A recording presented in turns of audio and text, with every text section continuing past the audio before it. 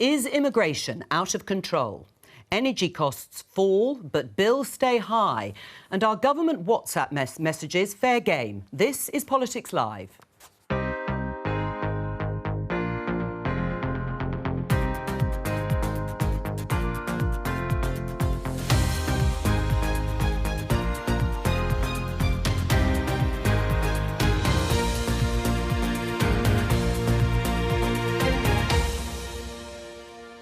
Joining me today, Conservative MP Tom Hunt, Shadow Policing Minister Sarah Jones, Head of the Good Law Project Jo Maughan, and writer and broadcaster Timandra Harkness.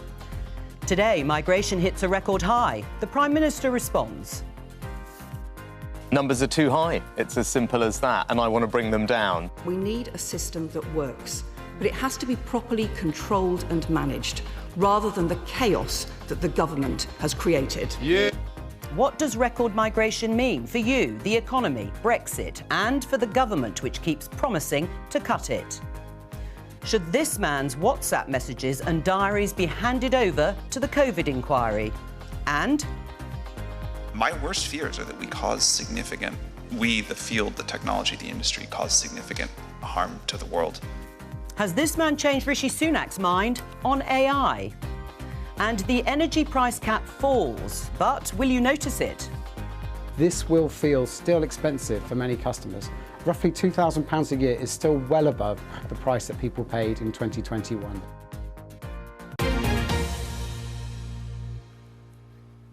Well, let's start with that story. You heard the head of Ofgem there just at the end of the headlines. The energy price cap will be set now at an annual level of £2,074. The lower cap is going to replace the government's energy price guarantee, which currently limits the typical household energy bill to around £2,500, meaning the typical annual bill will fall by, again, around £426. But, as you heard there, energy bills will still remain high, far higher than they were a few years ago before the war in Ukraine. My question to the panel to start the programme, though, Tom, with you, is it the government's job to continue to support people with their bills?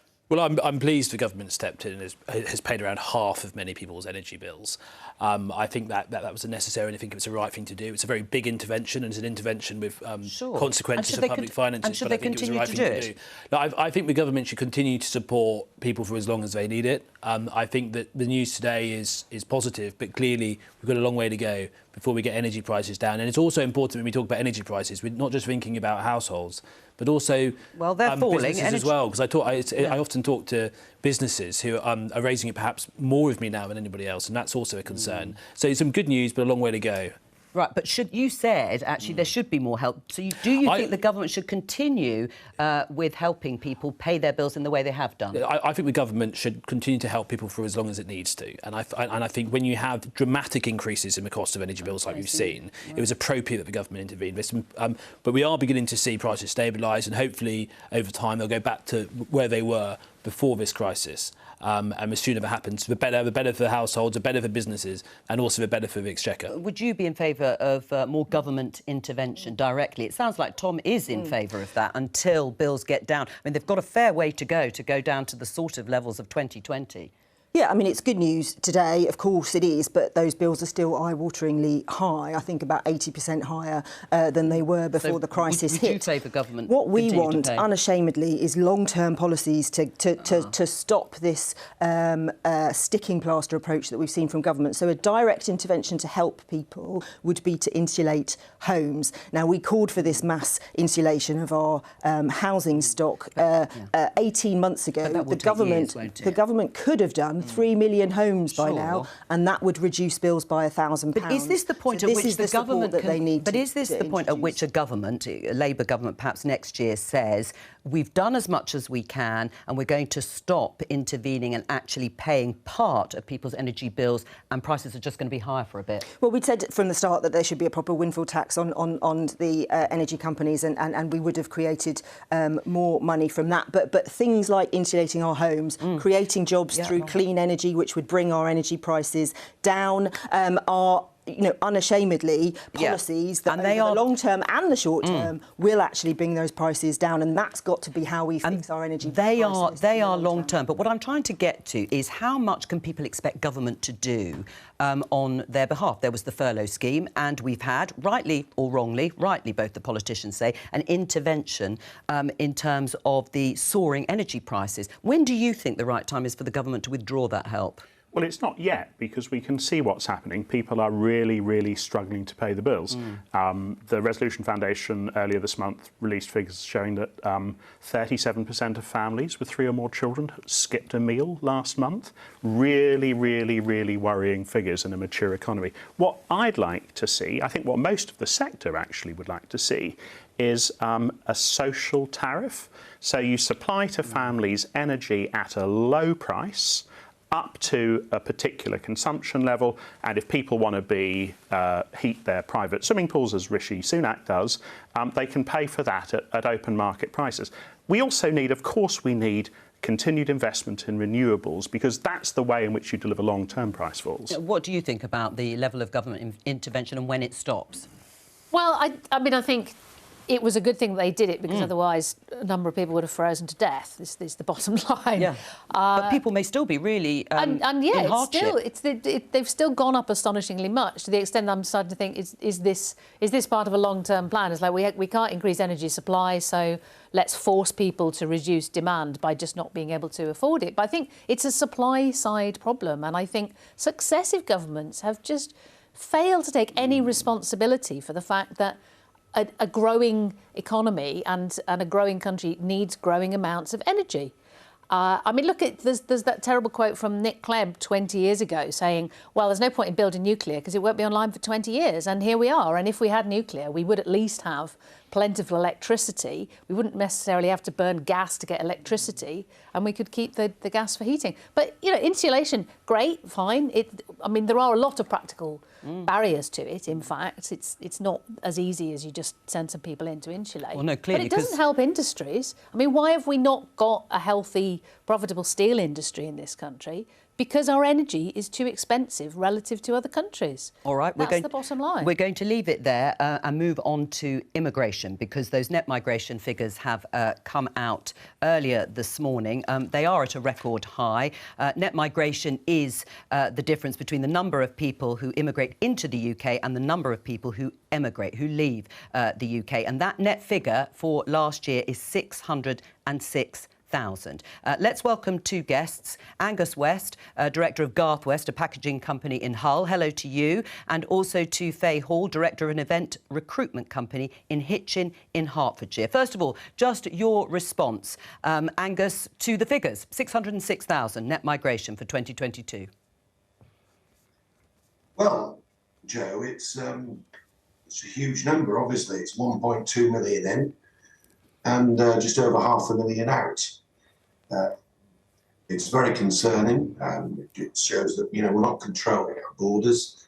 And the things that really concern me in business is, how is our infrastructure going to cope with this? The National Health Service, housing, education, schools, all of these things are going to be put under further massive pressure by this kind of influx, this kind of net increase of over 600,000 people. All right, Angus, I'll come back to you in just a moment. Both you and Faye, of course, are at the sharp end to some extent on immigration, because you are both running businesses and hiring people. Faye, what's your reaction to the figure itself, 606,000? I mean, my reaction is if we can, if we can put these people into employment and they're, and they can work and live in the UK, then personally, I think that it's good for our country. Mm-hmm. We have a huge shortage of workers in the hospitality industry, a massive staffing issue across the board in hospitality, and so. For me, I don't necessarily see it as a negative thing. You know, the more workers we have, the more we can work, the more, you know, the more everything works. But if people are here and they're not able to go into employment, then we have a problem. Right. I mean, Angus, listening to what Faye has just said, is that your experience when you're hiring people? You welcome, because there are shortages, certainly in industries like Faye's. Well, what concerns me is that we have a lot of, we have still high unemployment in this country. We have, I think, 9 million people economically inactive. I think No, but that's not the same as unemployment. We've actually got quite high employment figures, but there are very high figures for long-term sick. There's no doubt about that, and also figures that... We still have unemployment. Yes, yeah. But what's your experience of hiring people? What's your sort of policy broadly when you hire staff? Well, generally, we don't have any problems recruiting people at the moment. We do have a local workforce, but that's also mixed with a number of people that have come over from Europe. We have Bulgarian, Polish, some Polish workers. Yes. But predominantly, we have a local workforce, and we recruit locally, and we don't seem to have too much of a problem finding people to come and work for our company. OK, well, Faye, listening to what Angus has just said, he says he manages to recruit, in the main, locally, British workers. Could you do that? Yeah. Well, I think we have to look at the social environment in which he's in. He's living in Hull. I work predominantly in central London. London is where we do, well, I would say 95% of our work. So we're in a very different social environment, you know, very, very different than somewhere like Hull. Very different in the cultural diversity as well. We have a huge cultural diversity, obviously, here in London, and that is definitely reflected in our workforce. So, for me personally, I have British people, British workers. Yes. Tend to be a lot lazier and unreliable than people coming in from other countries. All right. Well, Angus, do you accept the differences, the regional differences? You're in Hull. Faye is in Hertfordshire. I mean, in the home counties, but obviously much closer to London.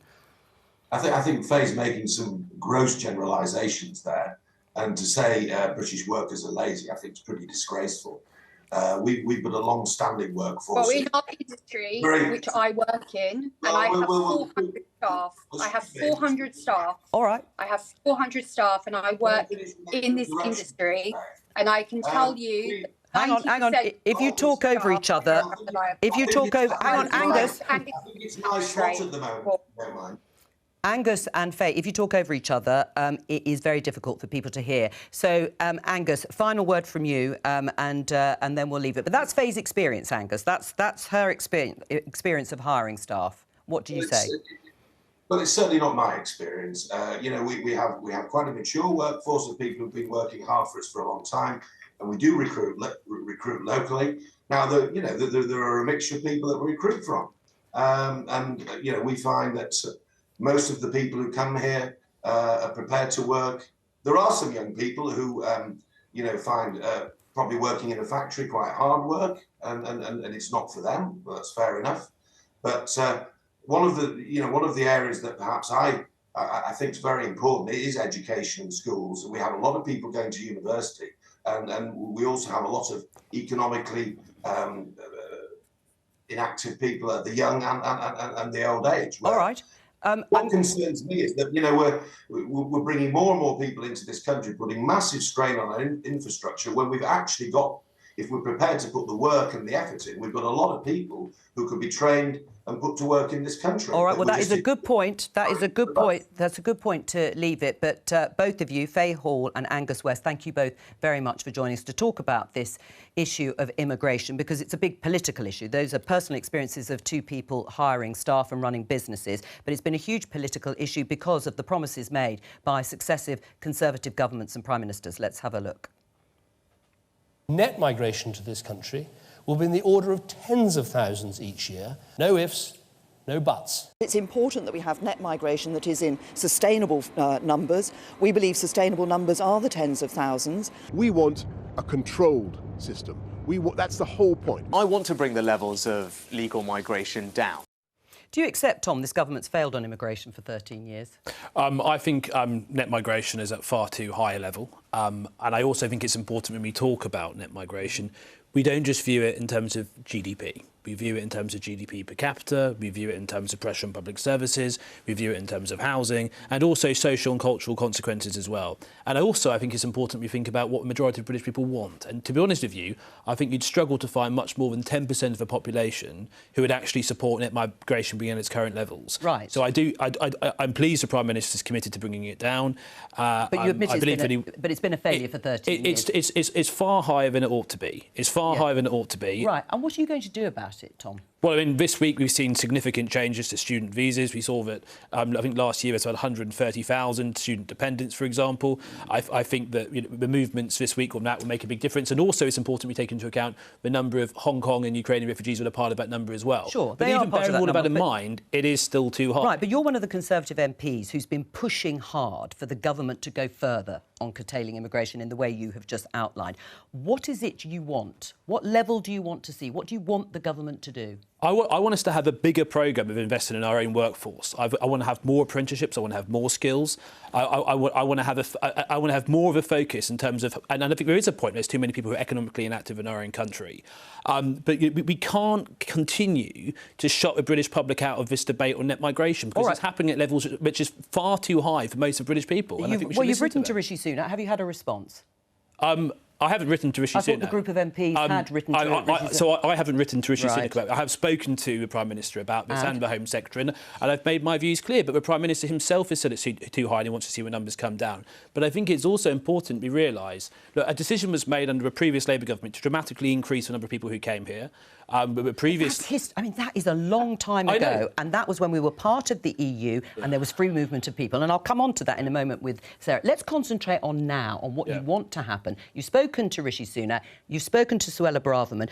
Do you think she is going to deliver for you? I hope she does. You know, we need to bring down net migration. I've been clear on what I want. I think net migration of 600,000 a year is far too much. I think it's far too much for most of the British people, and we need to bring it down significantly. Will there be consequences if those numbers don't come down? We had the Conservative peer Stuart Jackson here last week saying it will be an exchange rate mechanism moment if this Conservative government has failed to bring down immigration. A very large number of my constituents are hugely frustrated by both illegal migration and the small. Well, let's talk on legal migration.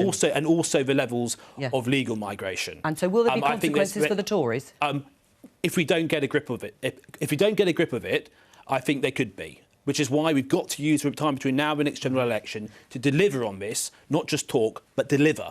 All right, well, I will come to our other guests. But, Sarah, Labour is pledged to bring down numbers. In fact, Emily Thornberry, your colleague, was sat here yesterday saying we'll do exactly that at the end of a first-term Labour government if you win the next election. How would you do it?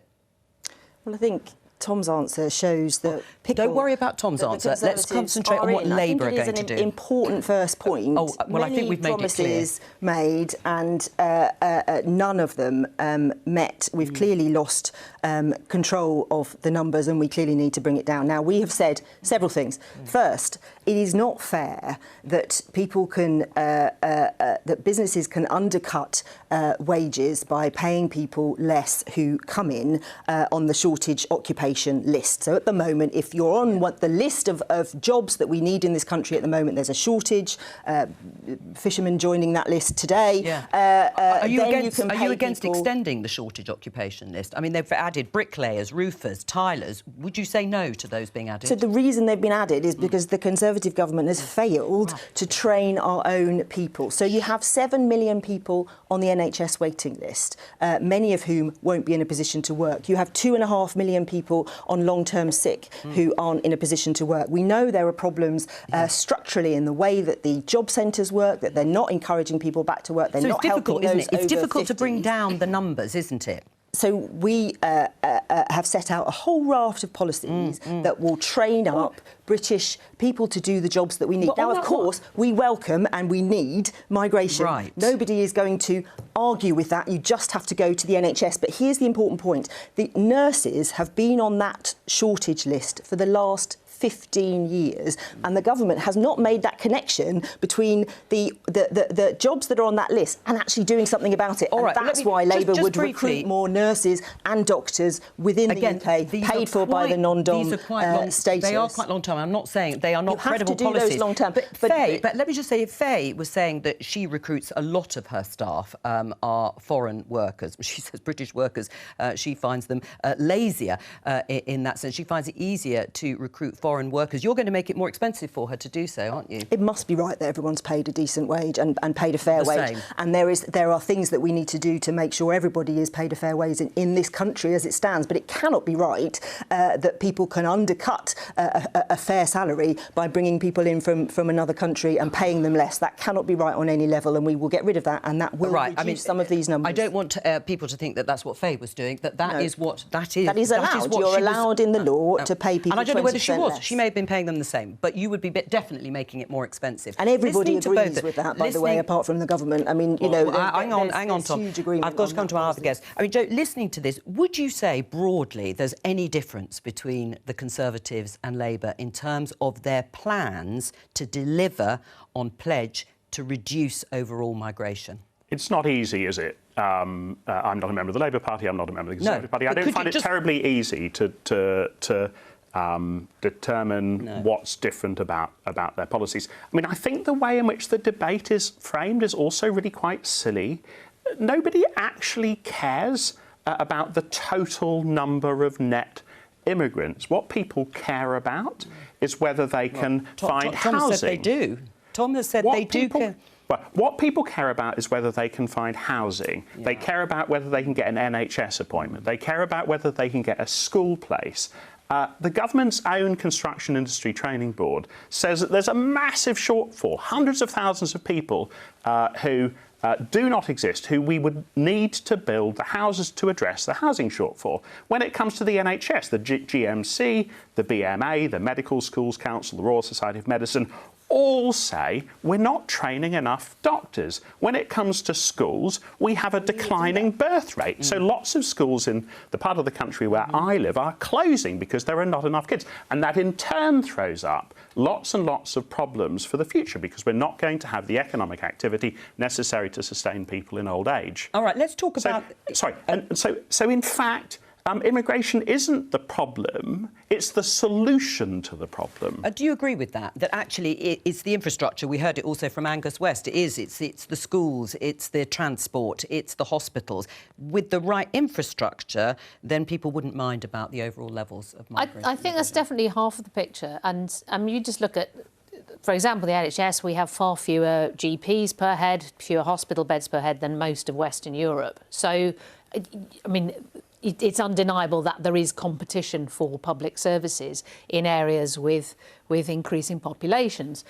So obviously that would go away to some extent if there was better infrastructure, if there was enough housing, transport, schools, health service and so on. But I think the other side of it is the employment side. And the fact that this keeps coming up, that nurses have been on the, there's a shortage, we have to import them list for years and years and years, that care workers are still largely coming in from countries where the kind of minimum wage we pay here is a decent wage, whereas here it's really, we were talking about the energy prices going up, transport prices going up. It's really hard to live on minimum wage here, and yet... I mean, when was the Brexit vote? 2016? But we didn't. There's been plenty of time till 2019. to start training people. We had the lorry drivers, HGV drivers. Suddenly it's like, oh no, we're going to have to train UK HGV drivers. Well, I'm sorry, you've had plenty of warning to get this done. Well, I mean, there is that issue. And what about Joe's point that actually people don't really care about the overall level of immigration? I don't think that's correct. I think polling is pretty clear. The vast majority of the British public even if they addressed the other issue, reduced, and clearly having net migration at 600,000 will have an influence on housing. It will have an influence. I don't think anyone's saying we shouldn't be open to some skills needs being covered by some immigration at sustainable levels. I don't think anybody's saying that. But can I just touch upon one point? Because I do think it's important.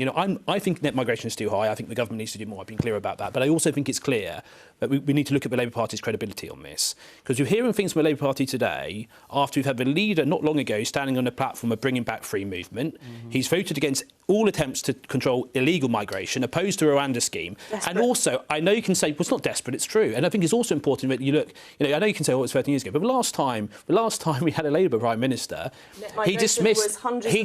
lower than it is now. So the last Labour Prime Minister dismissed members of the public who had legitimate concerns about high levels of migration as bigots. That is the last time we had a Labour Prime Minister, and we now have a Labour leader who changes his view every day on this issue. Hundreds of thousands. Those are the facts. Hundreds of thousands. It's not desperate, those are the facts. Right, I mean, Sarah, in 2020, Keir Starmer said that if he became Prime Minister, 2020, he'd bring back free movement of people with the EU. He has changed his mind on that. Yep. But there will be doubt in people's minds, people like Tom, that he's really serious about reducing immigration. He says he wants to do it, but will he? Does he? Well, I mean, the Ipsos Mori poll came out today showing that the public now trust the Labour Party more on immigration than they do the Conservative Party, and the Conservative Party lost 10,000 seats in the council elections a couple of weeks ago. So I think the public are seeing that the Tories might be good at a 1,000. Forgive me, only 1,000. The Tories might be good at a slogan, but they are rubbish at running the country. And it applies across the board, whether it's the record numbers of the backlog on the asylum, which has come out today, whether it's uncontrolled policies when it comes to migration because the economy is failing, whether it's the scale of the debt, whether it's the strikes, whether it's the backlogs. Everything is worse than it was in 2010. So I've said, net migration is too high in my view. I've also said I'm very frustrated by illegal migration. Maybe but I'm also clearly of the view, I've got no doubt whatsoever that if we had a Labour government right now, that level would be far higher. There'd be no plan for illegal migration because they voted against every plan there is. Right. Well, that and I think that is that's abundantly clear to me. And I think when it comes to a general election, I think it'll be abundantly clear to the British public. Well, we'll see, of course, when that general election is called. We have to move on, but I just want to ask you one question, Timandra. There is one thing about taking back control with the Brexit vote. That was the broad slogan, and actually, arguably, the government has taken back control when it comes to immigration because they've accepted visas for people from Ukraine, from Hong Kong. They've issued, about 250,000 work visas, and the rest are students, broadly, and dependents. Well, they've chosen to do that. Yeah, so exactly. Is that what I was thinking that was like, have we lost control? Well, I mean, there's the small boats issue, which is a separate issue. But that's the illegals. But the record figures are largely people from the Ukraine who are massively welcomed by the British public. People from Hong Kong fleeing our authoritarian government, also massively welcomed. Students, I think most people are really not bothered about students. Come, stay 3 or 4 years, go away again. And I mean, I can't speak for all Leave voters, obviously, but for me personally, the idea that we have far more people able to come here on a fairer basis from non-European countries, rather than being discriminated against because they were not from Europe, I think is an improvement. That's what I wanted. Very I wanted briefly, a fairer immigration system. Well, just briefly. Well, the thing is, we've always had control of non-EU migration. We've always had, even when we were in the EU, we had control of migration from outside the EU. And that's the number that has really exploded. If you look at the data, if you disaggregate the ONS data today, what you see is that people really hard for them to come here before. What you see is that people from the UK people are net emigrants. They're leaving the 4,000 net emigration this year, and EU nationals are also leaving, but they're being dwarfed by a part of immigration policy of which the British government has always had control. We haven't got. EU thing is just. I know we could do the whole programme on it, and we almost have. So we're going to move on. Let's just have a look at this Evening Standard headline: Sunak and AI leaders discuss existential threats and disinformation fears. The Prime Minister sat down, and we'll show you the pictures in a minute, with the chief executives of ChatGPT firm OpenAI, Google DeepMind, and Anthropic. Now, it's been reported that Rishi Sunak has adopted a more cautious tone. The government had in the past said it was very much open for business, wanted to be at the forefront, and Michelle Donnellan, the then Technology Secretary, said we have nothing to fear from AI. Do you think, Timandra, AI is an existential threat to humanity? I don't. I'm always a little baffled by the way it's treated as so very different from other kinds of technology, which have had a massive impact and will have a massive impact on society. I think it's... But these guys are saying it is, and they should know. They're running these. Well, they would think that, wouldn't they? I mean, honestly, if you went back to the 19th century and spoke to people who were in energy revolutions, like oil and electricity and so on, I'm sure they would have said this is going to change the world, and arguably they have changed the world. Was it an existential threat to humanity? No.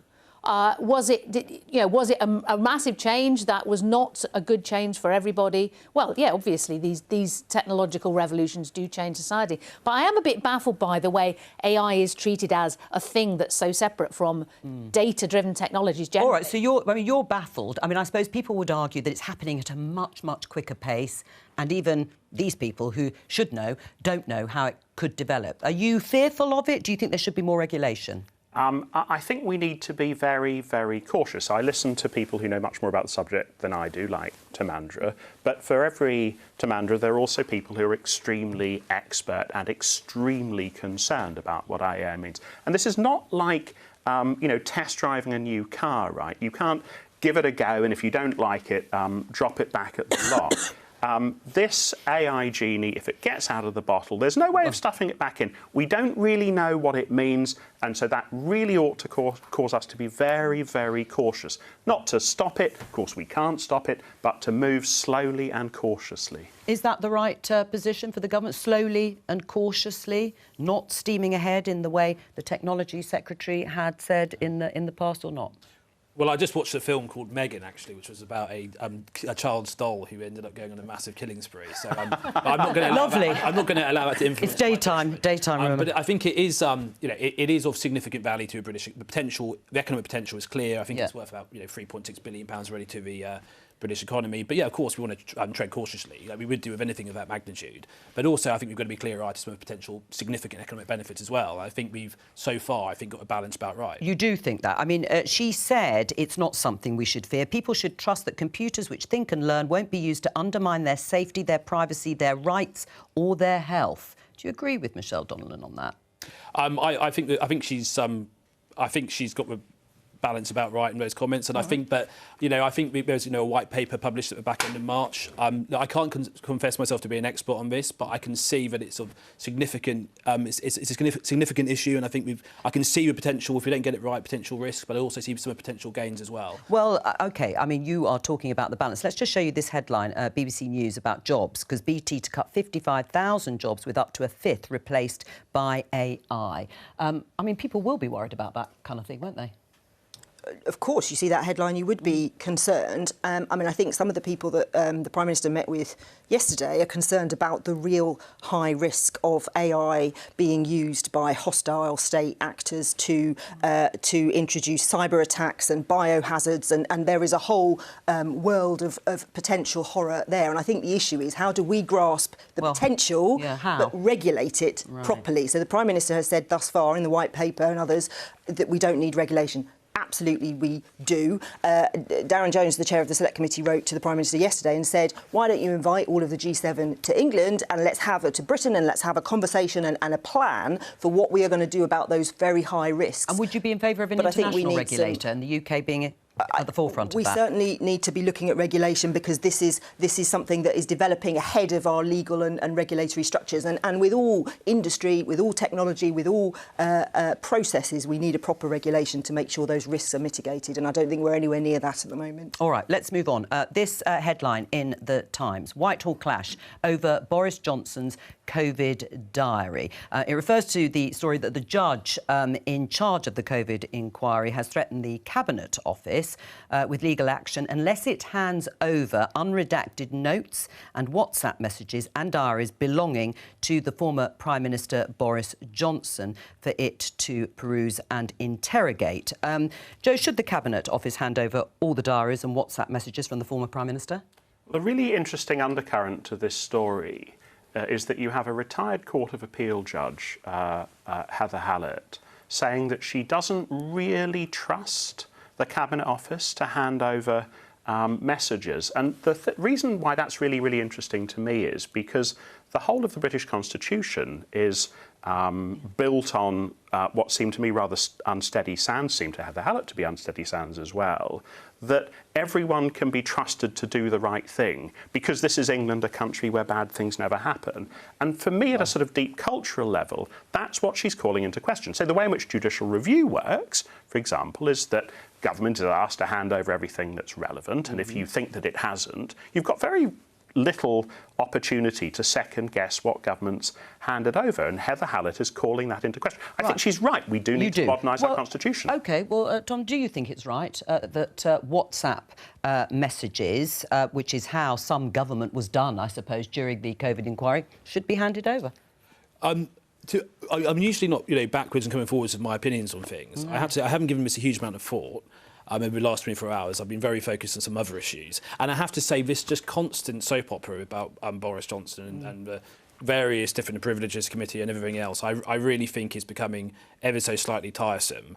But, ultimately, if you're in government and you're close to decision making, sometimes you will have to communicate various messages. Sometimes there might be some sensitivity and some security implications to that. So I think there may be occasions where it's not appropriate to share certain messages.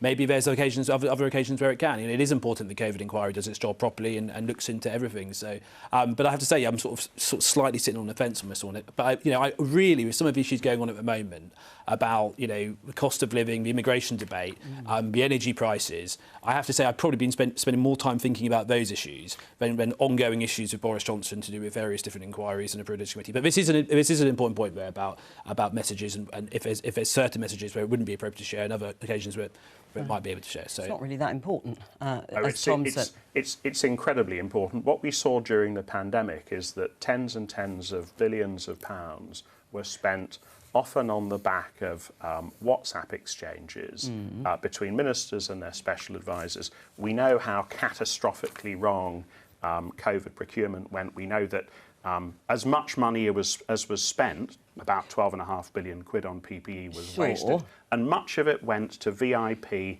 Conservative Party but actually, and friends of the Conservative Party. Just to interrupt, but it was that you brought a case, I think it was in January 22, a judgment on the Good Law Project's judicial review challenges to the government's award of contracts for PPE, and all 9 of the contracts had been awarded without competition. But in the end, the High Court ruled almost entirely in the government's favour. No, that's just not true. The High Court ruled that the contract awards were illegal. And we asked government in another piece of litigation to hand over Boris Johnson's WhatsApp messages. And what did they say? And Cabinet Office told us they didn't exist. All right. Well, look, and there's a real tension between that and what Cabinet Office is now saying to Heather Hallett. I don't know the detail. I do know. Yeah, but what we come back to is this issue that should all WhatsApp messages, private WhatsApp messages to some extent, arguably, be handed over in these inquiries? I think that's a very dangerous precedent. I mean,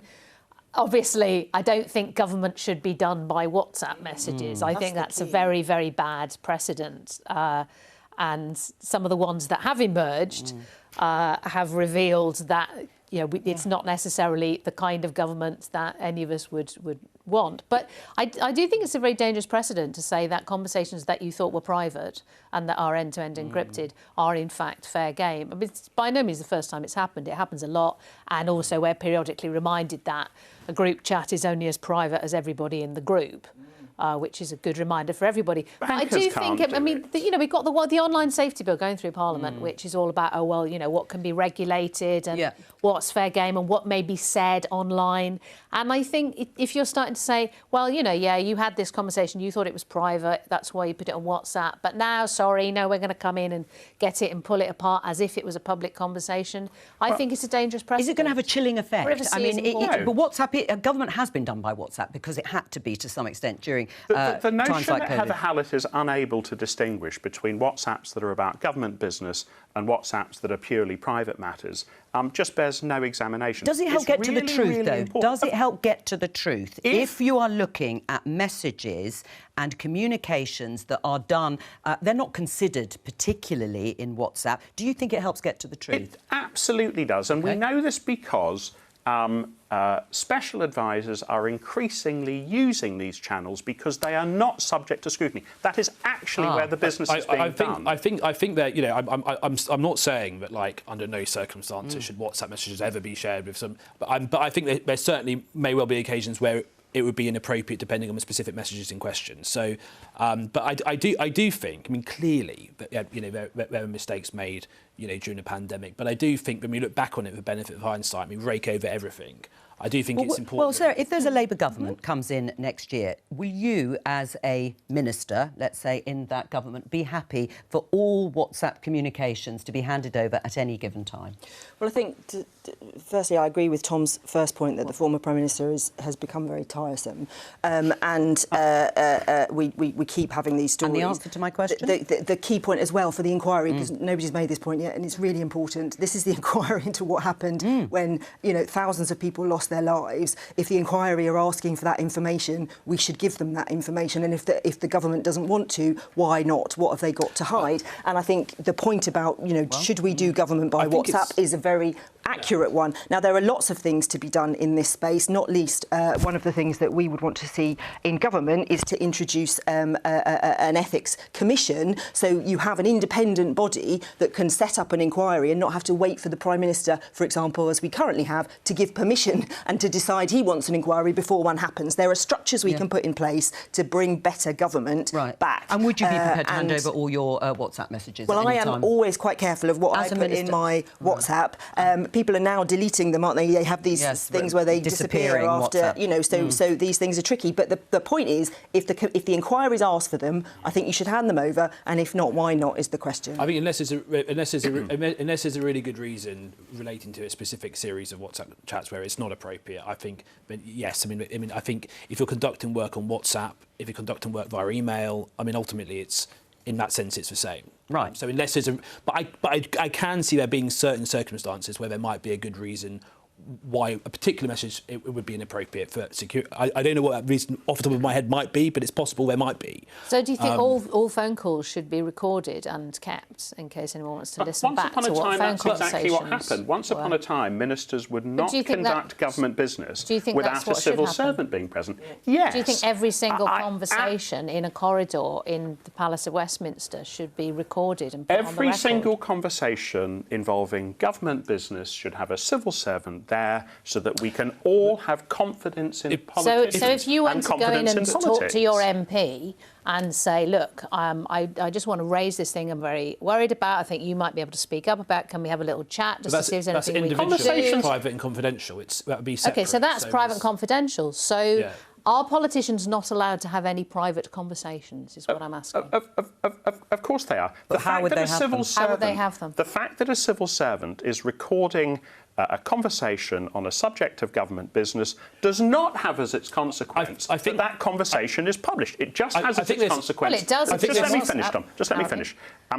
It has as its consequence that when it comes to unpacking the truth of what happened, whether it be COVID procurement or whether it be how we got so badly wrong the handling of the initial stages of the pandemic, there is a good public record. That's really important. All right. So well, we since avoid you've mentioned that on the truth, because future. we should mention your book. I know it's near the end of the programme, Bringing Down Goliath. I'll come to you, Tom. This is about campaigning and seeking change through the law. You've made numerous legal challenges. We mentioned one earlier to government and corporations. Is that the right approach to bring change and better government?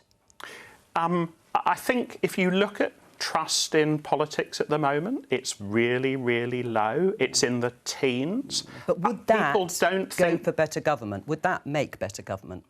The law is part of how you deliver better government. It's certainly not the whole. What the central thesis of the book is this, that the law presently is a tool that only very rich people get to use. There's no longer any legal aid. And that has as its consequence that it cements the position that rich people have. All right. What Good Law Project does and what the book explains is that the law can also be used as a tool by normal people to advance the things that they can care about. Tom, finally, I think it does cause, it can cause the public great frustration, though, when they do see lawyers acting in a way which is going against where the majority view is. And I do think there are occasions where actually if you disagree with something, make arguments against that thing, don't just try and legally frustrate it. And I think we're seeing that to a certain extent with the government's approach to illegal migration, where instead of actually making the case and trying to win over the public. Policy just won't work. That's all we have time for, I'm afraid. Layla Natha will be back tomorrow with Politics UK. From all of us here, bye-bye.